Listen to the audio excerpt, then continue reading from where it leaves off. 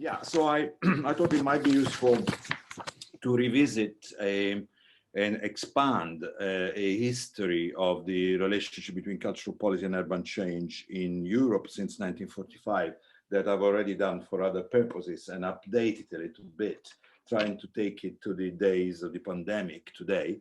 And obviously, this is a generalization because the historical trajectories of different countries are a bit different.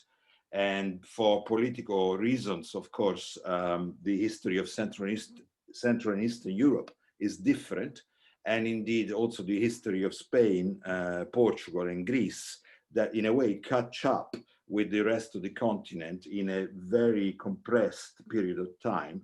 So, but nevertheless, so despite these differences in periodization, you can see a common theme, which I think is of relevance to the MESOC project, which is the theme of continuous tension between what we could call transition and conservation in all these different historical periods.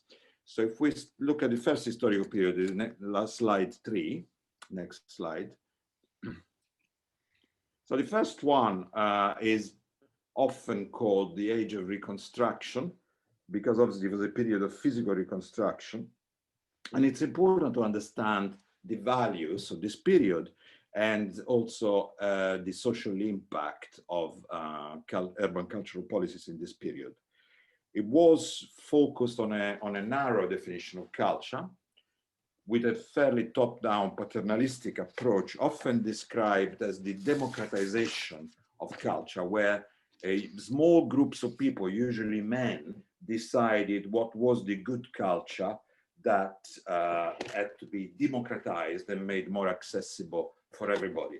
That was embodied, for example, in the slogan of the Arts Council of Great Britain of that period, the late 1940s, early 50s, which was the best for the most, where it was usually a small group of men who decided what was the best that had to be democratized, made more accessible to most people. Weak connections between cultural and urban policies in this period. Urban policy was following, for example, priorities around expansion of housing and mass motorization, access to cars that often were in conflict with the alleged heritage priorities of cultural policy. So while cultural policy was often preaching the importance of rediscovering cultural heritage and protecting it, urban policy at the same time was often destroying heritage. This is very evident in the building of urban motorways, ring roads, for example, in Northern European cities that were often driven through historic heritage districts and destroyed forever significant urban heritage in different cities. So there was no formal social impact evaluation in this period, but that doesn't mean that there wasn't social impact, of course. There is always social impact anytime you implement a cultural policy at urban, national, regional level. There were different values, which were, as you can see, which is one of the themes of this talk, in conflict often, or at least in tension. So values of civilization, after the horrors of the Second World War, respectability also, and social distinction in a way, encouraging the consolidation of urban elites, which often culturally appropriated cultural institutions and cultural programming as a factor, as an element of social distinction. A problem which we still have in most European countries. For example, in the UK, despite all the efforts, only about 9% of the population is a regular attender of traditional arts events in traditional arts institutions. Ironically, a lot of these traditional arts institutions are supported through the national lottery, which is generally funded through purchases of tickets, which are bought mainly by that 91% of the population does not attend cultural activities. But in addition to these values, there were also what we would call transitional and transformative values around reconciliation, peace, educational advancement. For example, the birth of the festivals of Avignon and Edinburgh was very much also about values which were transformational and often controversial, like the idea of culture as a sphere in which, at least in a small way, you could transcend some of the divisions created by the Cold War in Europe.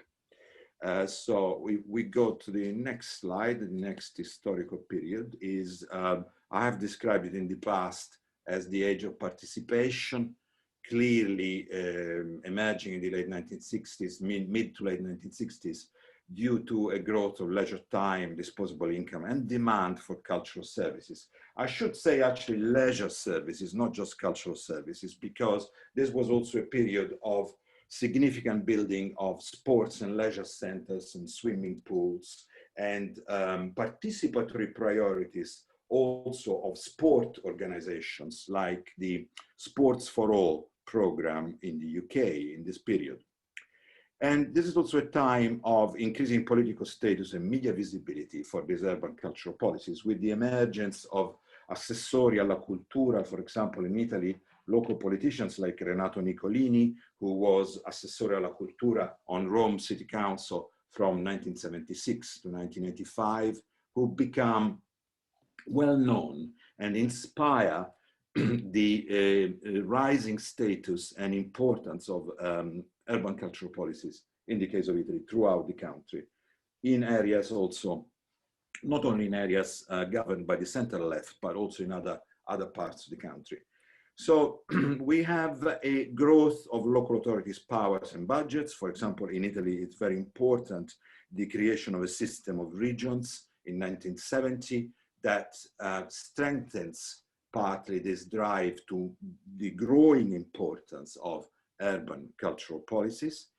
And clearly it's a period of politically organized demand for cultural expression and distribution, production and distribution, with the rise of the women's movement, of ethnic minority activism, youth and student movements, gay and lesbian activism in many cities, and the development of a very interesting alternative, powerful alternative network of independent record labels, bookshops, and cinemas, art cinemas, and spaces for exhibitions of contemporary art, for example, in alternative spaces.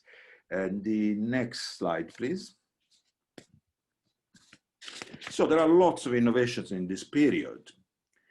Community arts, known as socioculture in Germany, or sociocultural animation in France, is an innovation of this period. Artists don't wait for people to come to them in traditional arts venues, usually in city centers, but go to factories, prisons, schools, nurseries, other workplaces, hospitals, and co-create, as we would say today, with people, co-create.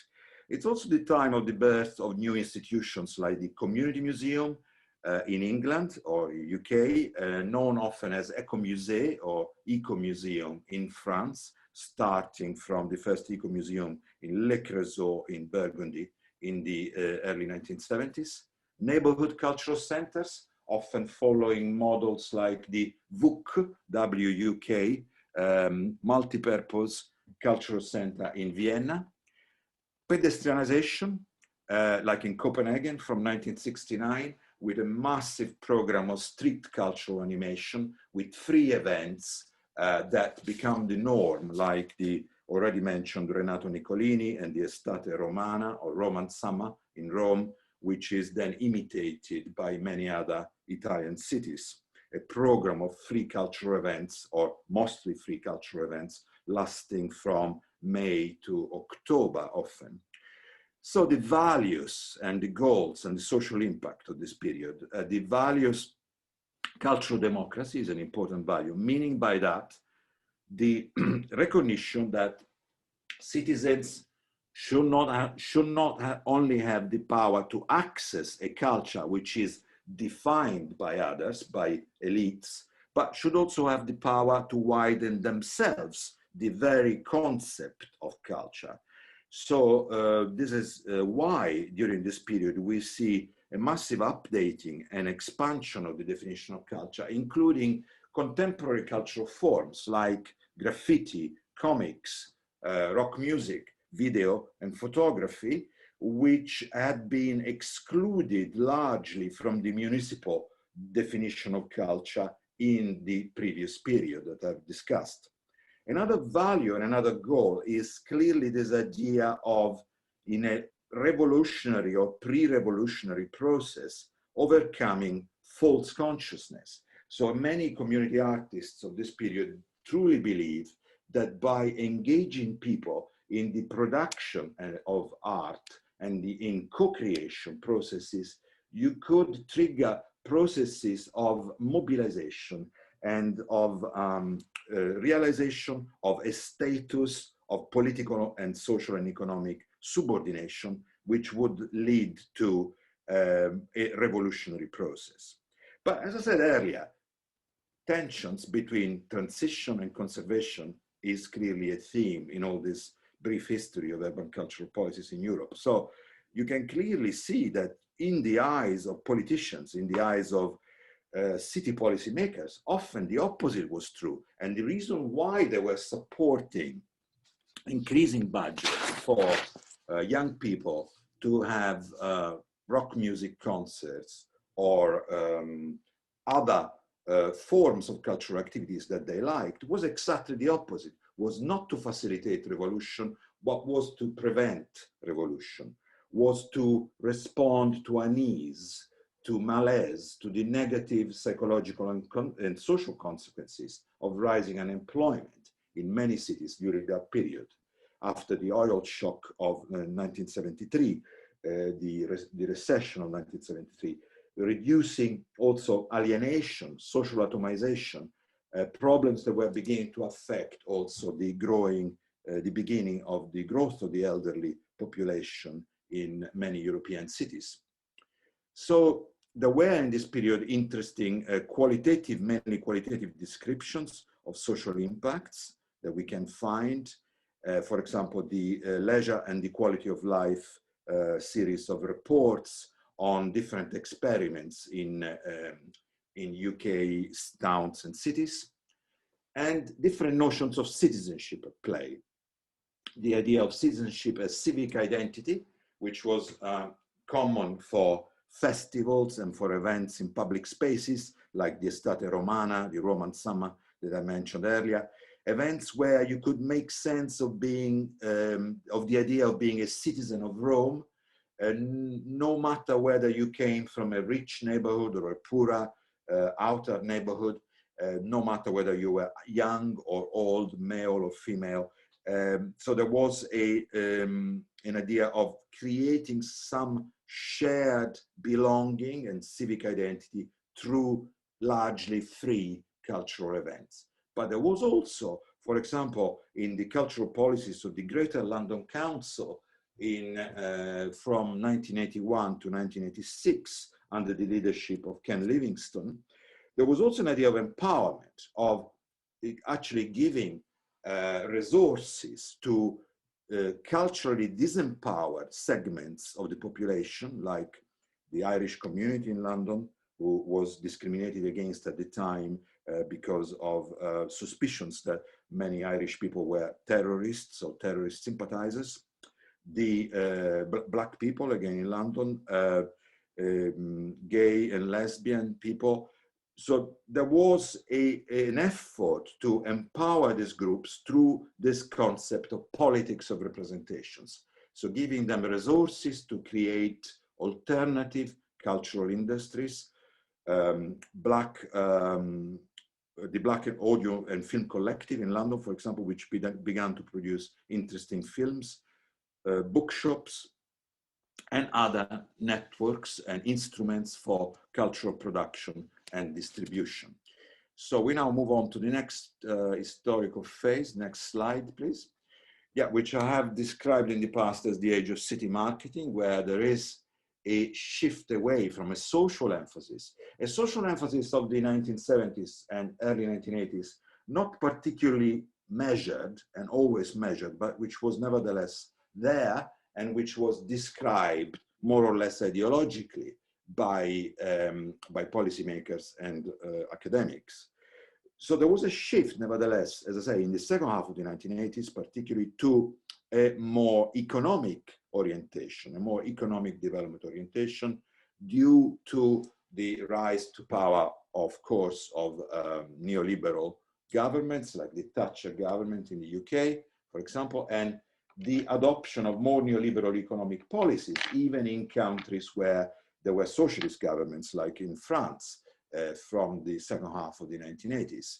So there's a pressure on the financial resources of local authorities. There is also a massive process of structural economic change with the crisis of many industrial and port cities in Europe, from Glasgow to Liverpool to Turin to Marseille, Rotterdam, Bilbao, and many others. And therefore an attempt to use cultural activities for property-led regeneration, for creating jobs in the cultural industries themselves, but also in tourism, and to use cultural assets as a way to improve the internal and external image of these declining industrial cities. So there is a beginning of economic impact studies. For example, in the UK, it is John Myerscough in 1988 who produces the first significant economic impact study. They had already started in the US with the pioneering role of the New York Port Authority several years before. And there is the beginning of the diffusion of the establishment of an idea of citizenship, not as empowerment or as civic identity, but more as consumership.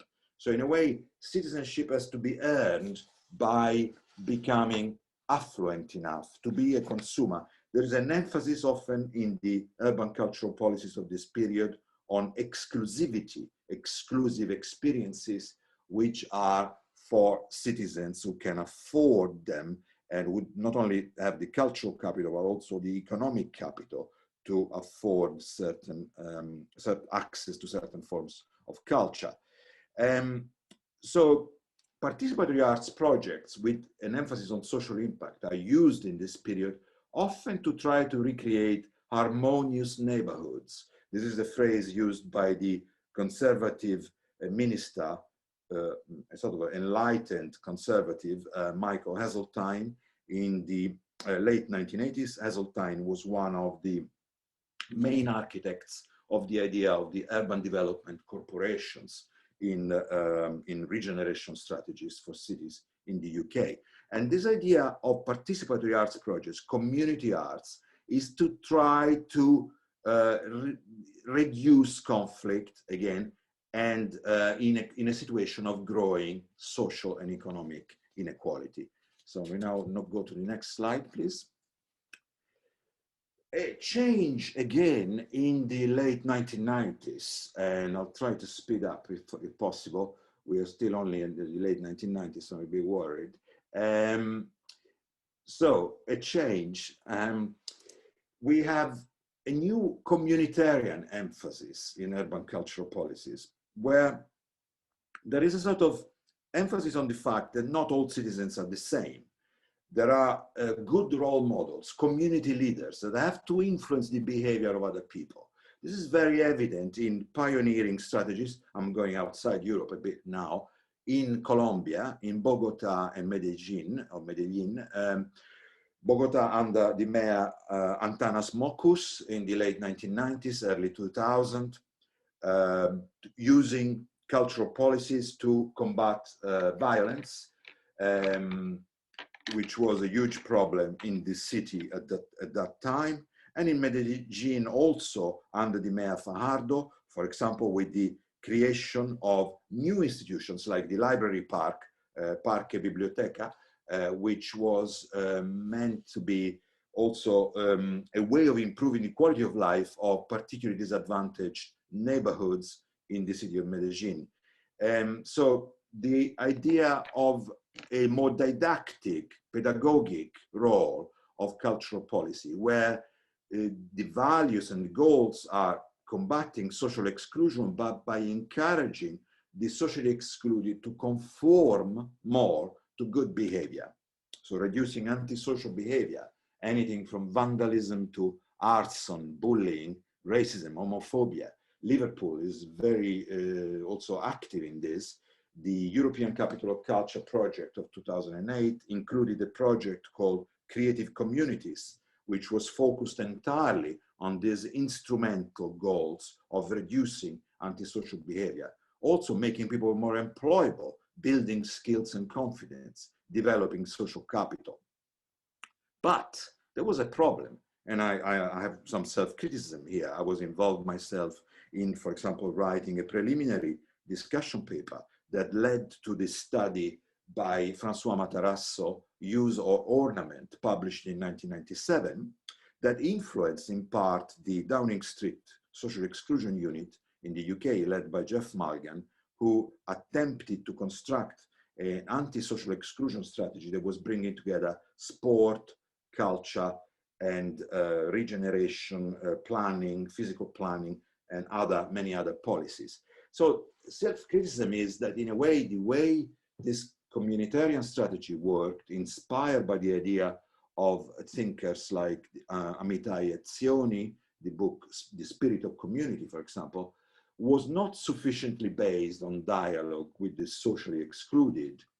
There was insufficient emphasis on mutual learning, and also on ideas of dignity and recognition that have been highlighted, for example, in a recent book by Francis Fukuyama, Identity, the book Identity published recently, where Fukuyama argues that this insufficient recognition of recognition itself and dignity, there's insufficient dialogue with particularly the socially excluded white working class, was at the root of populist protest that we have seen in recent years, and the growth of popularity of politicians like Nigel Farage, Marine Le Pen, or Donald Trump himself in the US. So we go to the next slide, please. The intercultural city is an interesting idea, not become particularly mainstream. It is born in the context of increasing migration and also as a response to post-September 2011 Islamophobia, growing hostility to migrants. It has been, this idea has been advocated in the Action Research Project Intercultural Cities by the Council of Europe, and also in several publications, including this book by Phil Wood and Charles Landry. Clearly, the idea is based on challenging racism, white privilege, and producing an approach to intercultural integration, which is also based on innovation, recognizing the potential of intercultural exchange for innovation in the cultural industries, broadly intended, from music to food to management thinking, and also refounding institutions, recognizing that you cannot expect people, migrants, to integrate if they do not have a say in the actual content and structure of the institutions into which they're supposed to integrate. So therefore, a rethinking of the curriculum of schools and universities, and even of the content of museums. So many of the themes, so the intercultural city debate in the 2000s was anticipating, in fact, many of the themes that have been picked up and advocated today by the Black Lives Matter movement. But there was tension in this period, again, this tension between transition and innovation, transition and conservation, sorry, between these ideas and attempts to solve the problem of integration through concepts like community cohesion or multiculturalism itself, which is a concept emphasizing to some extent separateness rather than intercultural integration. So we go to the next slide, and I have to be much quicker for this final bit. So these are well-known contextual factors of the period of the 2010s and this beginning of the 2020s. So we have much more evident urban, rural, metropolitan, provincial, and center periphery divides and conflicts. We have the emergence of a new unstable social class, the precariat, as defined by Guy Standing in his work.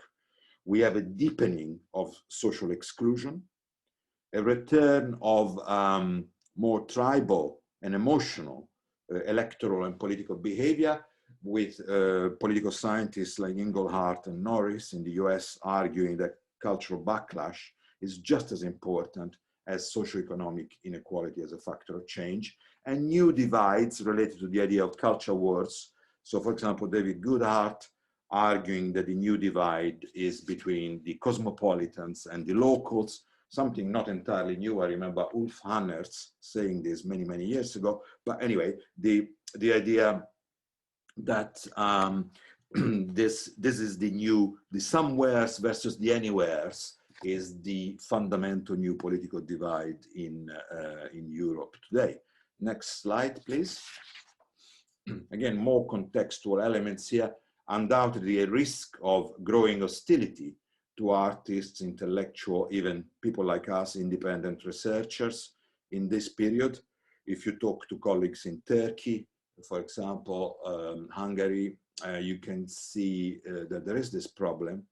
So this emphasis on the three N's and three F's of right-wing nationalist populism that is creating tension with cities often seen as unpatriotic and chaotic, not actually in line with these new values. And also a tension, interesting tension between old and new migrants in many cities, which has been evident in the Brexit referendum campaign in the UK in 2016. We go to the next slide, please. So, some issues in cultural policies in this period. The response often, because of the push from central governments, has been to focus on nationalistic heritage, flagships, on the idea of retraditionalization. And we need to ask ourselves, what are the social impacts of this? Often a focus on commodification and branding in a rather crude way, like, for example, the cultural policy of a city like Dubrovnik until recently. Often a denial of dissonant heritage, a reduced role of culture in public policy in many countries, and the marginalization, unfortunately, of creativity and the arts in the school curriculum in many countries in favor of maths, coding, technology. In some extreme cases where right-wing populists were in power, even cultural retaliation strategies, which were aimed at actually counteracting what was perceived to be as the cultural hegemony of the left, and at also often provocative gestures, often with sort of anti-Islamic cultural policies in some cities. So next slide, please. So tentative responses. We have some interesting responses generated by the Occupy movement, especially from 2011 onwards, with autonomous actions prefiguring alternative futures, often focused on the post-capitalist idea of the commons, like interesting movements of this kind, like the Right to the City movement in Croatia, or the Free Riga experiment in Riga, in Latvia. So they are found as autonomous actions, not led largely by local authorities, by grassroots groups, are found in many cities across Europe, often connected with urban labs or citizens labs that are trying to elaborate transitional, innovative urban cultural strategies. We have some interesting elements of critical cultural programming in many European capitals of culture that are encouraging, again, this strengthening or reconstitution of a local public sphere of debate. A contribution has also been given to festivals, of ideas, like the mushrooming of science, economics, journalism, new media festivals across Europe. Often, it has been important also to accelerate generational change by giving power more quickly to young people. For instance, a major performing arts institution in Manchester, Contact, a theatre, has appointed now as chair of the board a 28-year-old person, Junior Akinola. I think it's the first time that a person under 30 becomes chair of the board of a major performing arts organization in the UK. And also very interesting initiative around counteracting prejudices and fake news, like Dani de Torres' work on anti-rumors in Barcelona, starting in 2010. The next one, please. So we have debates about the restarting of ideas around popular education, which would be, I think, very helpful to try to encourage people, help people to distinguish conspiracy myths from realities and identify fake news. Even the idea of a new politics of representation, essentially advocated by the Black Lives Matter movement, as I said earlier, or experiments in encouraging mass cultural participation through high quality cultural programming, like, for instance, aspects of the work of HAL, UK City of Culture 2017, which I was involved in evaluating. Next slide, please. This is just some data from HAL. As you can see, more than 9 residents in 10 engaged in at least one cultural activity in 2017, 9% increase in confidence by local people, over 2,400 volunteers contributing a massive amount of hours, equivalent to 38.5 years of work. Next slide, please. So that experience, like the experience of several other similar cultural mega events, suggests that there is no necessary trade-off between mass participation and innovation or transition. We don't know whether cultural participation changes political values fundamentally, but there is some evidence also from our evaluation of HAL 2017 that it stimulates optimism and hope, reduces loneliness, and encourages people to think about more complex ideas. But we also know that these positive effects are incredibly short-lived, and already by the end of the HAL 2017 period or program, we could see indicators of happiness and life satisfaction regressing to levels which were similar to those before the event.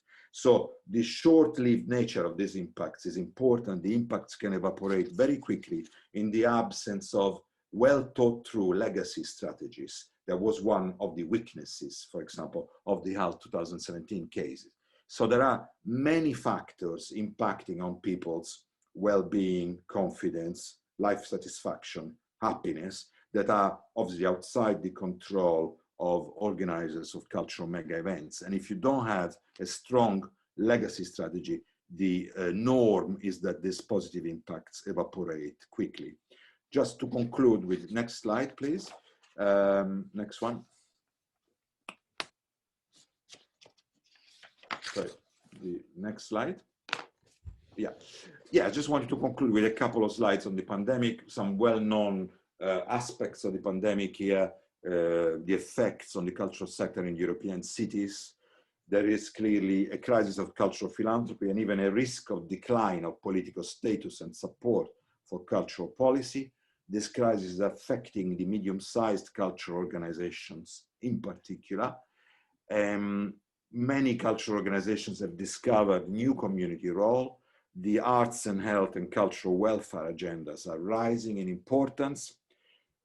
A big potential for building on the boom of amateur creative practices during the lockdowns, but we need a strategy for that.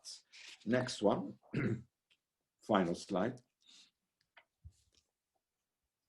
Yeah. Yes, in terms of what it means for urban cultural policy and for the issue of social impact, we I think we will see a new focus on cultural interventions by libraries, for instance, to try to reduce social exclusion, deal with rising unemployment and digital divides, and contribute to reskilling people. We will have a lot of projects, co-created projects in many cases, trying to deal with some of the psychological and social traumas produced by the pandemic. And indeed, the pandemic is already proving a source of inspiration for many artistic projects. For instance, the very interesting festival So Far, Sokolos, developed by Matera Basilicata 2019 by the foundation in September 2020. So there's already a lot of interesting new themes, artistic themes emerging from the pandemic. Recognition of the importance role of BAME citizens in the pandemic, and therefore a possible development of more intercultural arts projects, and perhaps a growing importance of cultural mapping to identify very local, hyper-local resources for post-tourism and almost neighborhood-based local development strategies, like 15-minute city-based local development strategies, which will really be focused on the rediscovery of often hidden local cultural assets and traditions, including intangible heritage, of course, and remodeling of cultural venues and spaces with an emphasis on more outdoor spaces, and rethinking also of the capital of culture format, which is probably less focused, at least in the short, medium term, on producing significant increases of tourism activities and of boosting the nighttime economy and retail. And perhaps to conclude, a more curative approach to culture-led urban regeneration, we can expect a growing importance of health and environmental impacts, and therefore of the measurement of such impacts.